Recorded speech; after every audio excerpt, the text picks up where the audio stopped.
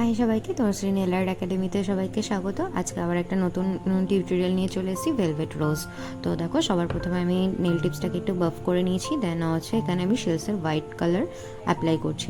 প্রথমে এক কোট দিয়ে কিওর করে আবার সেকেন্ড কোট দিয়ে আবার 60 সেকেন্ডের জন্য কিওর করে নিয়েছি।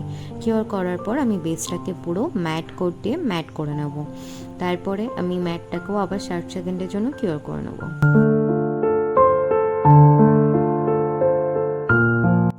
তারপরে আমি আবার দুটো কালার নিয়ে নিচ্ছি, একটা রেড আর একটা হচ্ছে গ্রিন। তারপর নেব হচ্ছে একটা স্ট্রাইপার ব্রাশ। তারপর আমি ওটা দিয়ে স্ট্রাইপার ব্রাশটা দিয়ে আমি এখানে রোজ ড্র করে নেব। তোমরা তোমাদের মনের মতন ডিজাইন এখানে ড্র করতে পারো। তো আমি এখানে রোজটাকে ড্র করে নিয়েছি। রোজটাকে ড্র করবো, সাথে কিছু লিভস ড্র করব। তারপর সেটাকে না কিওর করে ওপর দিয়ে আমি এখানে অ্যাক্রিলিক পাউডার অ্যাপ্লিকেশন করব। তো তোমরা দেখতে থাকো ভিডিওটা।